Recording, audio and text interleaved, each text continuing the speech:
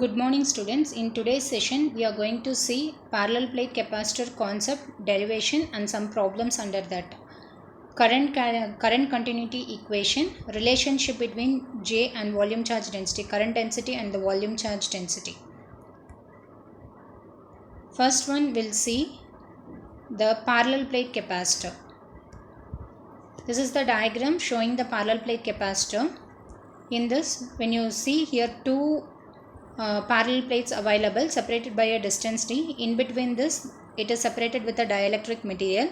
The top surface is positive charge and the bottom surface is a negative charge. Both are going to be the metal plate. The current starts to flow from positive charge to the negative charge, and hence during that flow it is nothing but a movement of charge, and hence an electric field will be available in between the two parallel plates. For this we are going to have the derivation. A parallel plate capacitor is an arrangement of two metal plates connected in parallel, separated from each other by a small distance. By some distance, not small distance, by some distance it has been separated. In between this distance, it is equipped with a dielectric media, and the dielectric media is represented with a letter. So in between this we have a dielectric which is represented with epsilon. The dielectric media can be air, vacuum or some other non-conducting material like mica, glass, paper, wool, electrolytic gel and many others. The dielectric media could either be air molecules or vacuum, or it could be any non-conducting materials like glass, mica, paper, wool, electrolytic gel and etc. For this, we need to derive the value of your capacitance. Mathematically, we can say the capacitance value is epsilon A divided by D. Now we'll go for the derivation, where you have a parallel plate capacitor. You need to obtain the expression of the capacitance. When you are applying a potential, there will be existence of the field. Therefore, E is equal to V divided by D in general. Electric flux density D is equal to epsilon into E. In the place of E, replace it with V by D. Electric flux density exerted is proportional to surface charge density. We know that the electric flux density coming out from any closed surface is equal to the charge enclosed. If this charge is going to be the surface charge density, we will be getting it as integral over the closed surface. Rho will get dq is equal to rho s into ds. When you cancel the surface integral, here ds if you cancel, looking at the equation, it is clear that your d is directly proportional to your surface charge density. That is why here the electric flux density exerted is proportional to surface charge density line is given. Next, according to Coulomb's law, we'll get the surface integral, the electric flux coming out from any closed surface is equal to the charge enclosed. In this, d is equal to dq divided by ds, which is equal to rho s, epsilon into E, which is equal to epsilon into V divided by D. We can write epsilon V by D is equal to Q by A. C is equal to Q by V. We know that the capacitance C is equal to Q divided by V. From this equation, rearranging this particular equation, we will get C is equal to Q by V, which is equal to epsilon A divided by D. Obtain the expression for capacitance in a parallel plate capacitor between two dielectric constant. In the previous example, in between this parallel plate capacitor, we had only one dielectric constant, whereas in this example, we are going to have two dielectric constant, whose dielectric constants is going to be epsilon 1 and epsilon 2. Capacitance, looking at this, the two capacitance are connected in series. When two capacitance are connected, equivalent capacitance value is going to be C1 into C2 divided by C1 plus C2 in case of capacitance. It is just opposite to your resistance parallel series combination. The value of C1 is going to be epsilon 1 A1 divided by D1, and the value of capacitance C2 is going to be epsilon 2 A2 divided by D2. Total capacitance C is equal to C1 plus C2. When you identify the value of the capacitance, derive the expression for the capacitance for the sphere of radius r meter. For this, we need to identify the capacitance value for the sphere of radius r meter. Consider the charge is going to be spread all along this circumference. If you assume a point, this is going to be the point where you wanted to identify the value of your capacitance just outside the sphere, which is at a distance of r meter from the origin, then this differential elemental length dl can be written as dr into ar vector. Therefore, the value of your electric field intensity outside this circumference, there will be existence of the field, whereas inside this there will won't be there won't be any charge, and therefore the field inside the conductor will be equal to 0. We can say E is equal to Q divided by 4 pi epsilon r square ar vector volt per meter, where r is greater than or equal to r. If a unit charge is moved from point P, then there will be a change in the potential, and this is given by dV is equal to minus E dot dl. This is the general formula representing the potential when a point charge is moved to a distance of dl meter. In the place of E, substitute Q divided by 4 pi epsilon r square. dl is equal to ar into dr, and after solving it, we'll get dV is equal to minus Q divided by 4 pi epsilon r square ar into dr in the direction of your ar vector. Ar dot product with ar will be equal to 1. We'll get minus Q divided by 4 pi epsilon r square into dr, which is equal to V equal to, with respect to r, we need to integrate it, because to remove this differentiation, I have to integrate towards this side. Here the r value ranges from infinity to r. Why we are considering infinity to r? In the sense, it is your sphere of radius capital R meter, and smaller, we are going to fix a point P. This point P may be anywhere outside the circumference. It can vary till infinity also. That is why the range of r ranges from infinity to r, dr divided by r square. After integrating, we'll get the value of the potential as V is equal to Q divided by 4 pi epsilon into r. The value of capacitance C is equal to Q divided by V. Looking at this equation, Q by V, if you take it outside from this equation, if you move this V towards your right hand side and 4 pi epsilon towards your left hand side, you will get C is equal to 4 divided by epsilon into R. Therefore, the value of capacitance C is equal to 4 pi epsilon into capital R, and the unit for capacitor is farad. Next problem, derive an expression for the capacitance between two concentric spherical shell of radius R1 and R2. So, we have a concentric spherical shell where the radius is going to be R1 and R2. In between this, we need to identify the value of the capacitance. Now, in between these 2 points, between R1 and R2, assume the point P at a distance of small r meter from origin. Therefore, the electric field intensity exerted at this particular point P equal to E is equal to Q divided by 4 pi epsilon into R.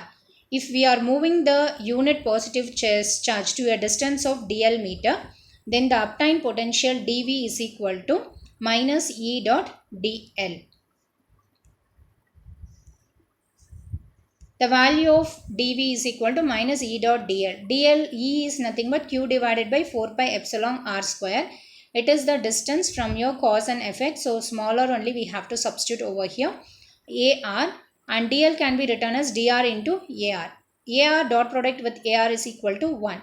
We'll get dV is equal to minus Q divided by 4 pi epsilon dr divided by r square. Here, if you want to identify the value of V, integrate your right hand side, Q divided by 4 pi epsilon integration dr divided by r square. Here we need to integrate it with respect to r. Therefore, the limit of r is from r1 to r2. Why? Because in case of your sphere, in case of this sphere, the particular value of r, whatever the point P is at a distance of r meter from the origin is there, right? So, this r can be varied only between this distance, between r1 to r2, because it is a concentric spherical shell which is having a specified radii. When you are doing so, you will be getting the answer V is equal to Q divided by 4 pi epsilon R2 minus R1 divided by R1 into R2. Comparing the equation, C is equal to Q divided by V. V is equal to Q divided by C. Comparing these two equations, we can identify the value of the capacitor as C is equal to Q by V. We can identify the value of the capacitor as 4 pi epsilon R1 into R2 divided by R2 minus R1 farad. This is going to be the value of the capacitor in between the two concentric spherical shell. Now, what is meant by a current? Current is nothing but flow of electrons. When you consider one conductor, inside that there will be a electron particles. The movement of electron causes current. Since like charges are available, it tries to oscillate from its original position. Therefore, interior to the conductor, the charge density is going to be 0. We can define the current as a negatively charged particles, that is movement of your electron. When the electron starts to move, electron deficient will happen. Therefore, we can say the current I is equal to dq divided by dt. Here, as the electron starts to move, the number of electrons interior to the conductor is going to get reduced. Therefore, we can write minus dq divided by dt. Once the electron starts to move, we will be getting an electron deficient.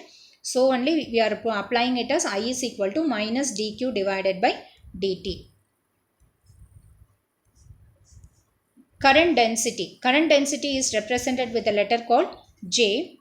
You have n number of electrons, and this flow of electrons is nothing but current. When mass of charge is available, due to that the current is getting flow, then it is nothing but your current density. Current density is defined as current flowing in a area. J is equal to I divided by A. Current flowing in a unit area is known as current density, and it is expressed as ampere per square meter. More the current in the conductor, the higher will be the current density. However, the current density alters in different parts of an electrical conductor, and effect takes place with alternating current at higher frequency. When you see that there will be two current, one is your AC and another one is your DC. Electric current will always create a magnetic field. Stronger the current, more intense is your magnetic field. Therefore, varying your AC or DC will create an electromagnetic field, and this is going to be the principle in which your signal propagation will take place. Next is going to be your relationship between your current density and current continuity. J is equal to I divided by A. It is going to be your current density. I is going to be your current flowing on a unit area. Now, the next topic is going to be relationship between your current and current density. Consider the surface S and I is the current passing through the surface. The direction of the current is normal to your surface. Hence, the direction of your current density will also be normal to the surface. If the current is going normal to the surface, then the direction of your current density will also be normal. Therefore, we can write the equation for the current density as, we know that current density J is equal to I divided by S. If you are considering a differential surface area, current density J is equal to I divided by S. When you are assuming a differential surface area, then the current flowing through that surface is also going to be differential. From this particular equation, you can write dI is equal to J dot ds. Then ds is nothing but your differential surface area. From the diagram, the differential surface area is going to be a ds into an vector, and J is also normal to your unit vector. We can write it as J dot an vector. An is nothing but unit vector in the direction of your current. Di is equal to J an vector ds an vector. An vector dot an vector is going to be 1 in dot product. Therefore, we will get Di is equal to J dot ds. Then the current density. To identify the value of current, integrate towards your right hand side. We'll get I is equal to integral over the surface J dot ds.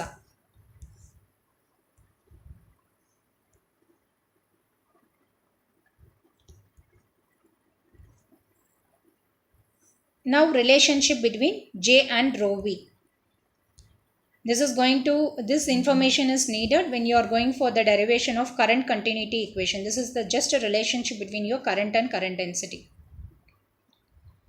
When you move on for relationship between J and rho V, you know that the volume charge density rho V is equal to Q divided by V. When you are having differential volume surface, rho V is equal to Q divided by V. If you are assuming a differential volume element, then the charge distribution is also going to be differential. And we know that I is equal to dq divided by dt. So the relationship between J and rho V is going to be del q rho V into dV. Del V you can write it as del S into del L. It is surface area multiplied by its length. Let the charge be moving in x-axis direction with a velocity u, and thus the velocity is represented as u vector. You can write the value of I is equal to q divided by t. When you are going to say that it is going to move to a distance in time dt, we can write del I is equal to dq divided by dt, which is equal to rho v del s del x divided by del t, which is equal to rho v del s del x divided by del t. And you can write del x by del t is nothing but your velocity u. After writing it, you will get del I is equal to rho v del s into u. Del I by del s. So from this particular equation, you will get del I is equal to rho v del s ux. It is going to be your velocity. Moving this del x towards your left hand side, we will get del I divided by del s is equal to rho v into ux. Del I by del s is nothing but your current density. Therefore, the relationship between your current density and the volume charge density is going to be J is equal to rho v into ux. So this type of current is called as your conventional current. There are two current. One is your conventional current and another is going to be your displacement current. So such current is called as your conventional current, and the current density due to that conventional current is known as conventional current density. Then current continuity equation. In case of current continuity equation derivation, first we will assume the current I is equal to J by S. We know that current I is equal to dq divided by dt.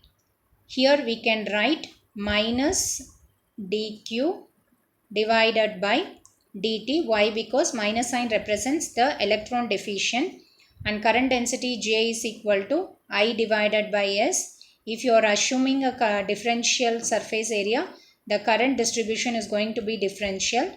From this we can write I is equal to integral over the closed surface J dot ds. This is going to be the general equation that is shown over here.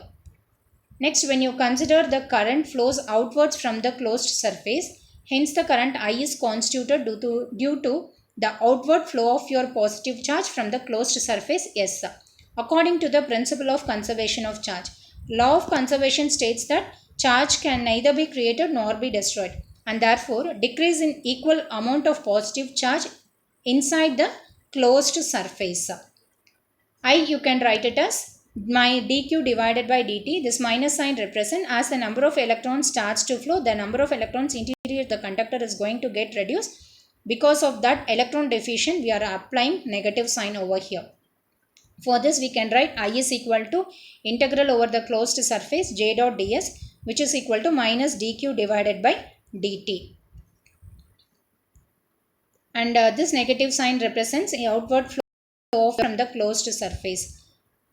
I is equal to integral over the closed surface J dot ds, which is equal to dq by dt.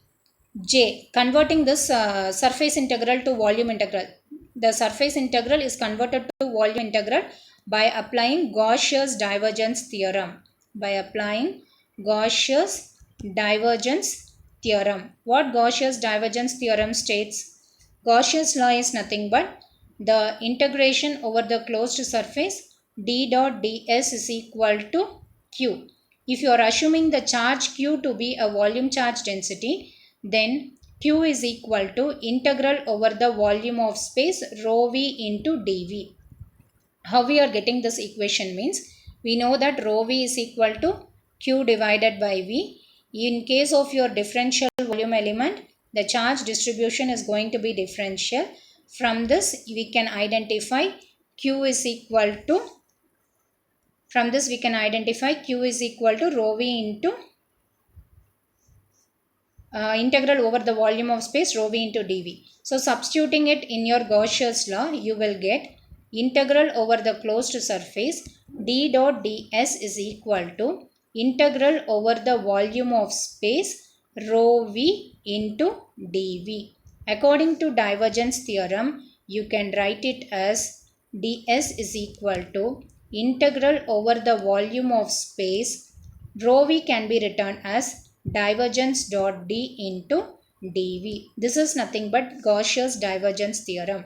In this Gauss's divergence theorem, any vector flux density, if you put a gradient dot d, then it is going to be your theorem. Any surface integral can be converted to volume integral. In the same way, in this particular equation, you have a surface integral. In this equation, you have surface integral. This surface integral is converted to volume integral just by adding a divergence factor to the present density. Then we can write the above equation as minus dq by dt is equal to integral over the volume of space divergence dot j into dv. This is nothing but your current density. From this you can derive, you will get divergence dot j is equal to integral over the volume of space minus dou rho v divided by dou t into dv. Taking out the volume integral on both the sides, we'll get divergence dot j into del v is equal to dou rho v by dou t into del v. Therefore, divergence dot j is equal to minus dou rho v divided by dou t. This is known as your current continuity equation. This is the point form or differential form of current continuity equation in a current. Thank you, students.